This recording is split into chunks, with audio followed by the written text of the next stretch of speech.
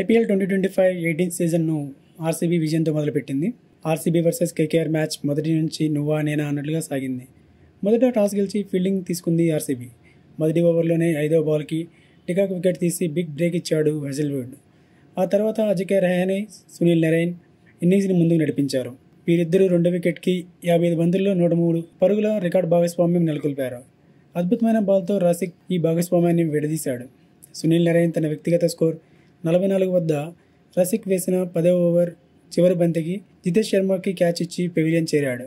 ఆ తర్వాత ఓవర్లోనే కృణాల్ పాండ్యా బౌలింగ్లో రహానే కూడా పెవిలియన్ చేరాడు. రహానే తన వ్యక్తిగత స్కోర్ 56 వద్ద కృణాల్ పాండ్యా వేసిన 11వ ఓవర్లో 3వ బంతికి రసిక్కి క్యాచ్ ఇచ్చి పెవిలియన్కి చేరాడు. ఇక ఆర్సీబీ బౌలర్ల దాటికి ఎవరూ నిలబడలేకపోయారు. రఘువంశీ ఒక్కడు 22 బంతుల్లో 33 పరుగులు చేసి అజేయంగా నిలిచాడు. యష్ దయాల్ బౌలింగ్లో జితేష్ శర్మ క్యాచ్ ఇచ్చి పెవిలియన్ చేరాడు. ఇంకా ఎవరికి కూడా చెప్పుకోదగిన స్కోర్ చేయలేదు. ఒక దశలో 14 ఓవర్లో 4 వికెట్ల నష్టానికి 141 పరుగులు చేసింది కేకేఆర్. చివరి 6 ఓవర్లో 4 వికెట్లు కోల్పోయి 33 పరుగులు మాత్రమే చేయగలిగింది. ఆర్సీబీ బౌలర్లు డెత్ ఓవర్లలో మంచి కంబ్యాక్ ఇచ్చారని చెప్పొచ్చు.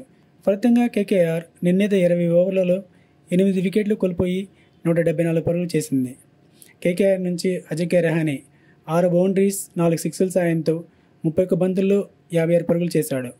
అలాగే సునీల్ నరైన్ 5 బౌండరీస్ 3 సిక్స్ల సాయంతో 26 బంతుల్లో 44 పరుగులు చేశాడు.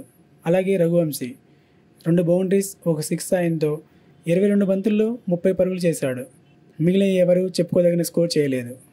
ఆర్సీబీ నుంచి కృణాల్ పాండ్యా 3 వికెట్స్ తీశాడు. హజల్వుడ్ 2 వికెట్స్ తీశాడు. యష్ దయాల్, రాసిక్, సలాం, సుయశ్ శర్మ తలా వికెట్ తీసుకున్నారు. 175 పరుగుల భారీ లక్ష్యంతో దిగిన ఆర్సీబీకి మంచి ఆరంభం లభించింది. ఫిల్ సాల్ట్, విరాట్ కోహ్లీ పరుగుల వరద పారించారు.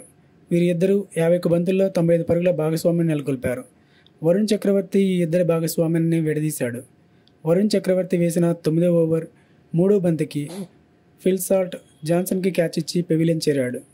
తరువాత నరైన్ బౌలింగ్లో పడిక్కల్ రమన్దీప్ సింగ్కి క్యాచ్ ఇచ్చి పెవిలియన్ చేరాడు. తరువాత కోహ్లీ, పటిదార్ ఇన్నింగ్స్ని ముందుకు నడిపించారు.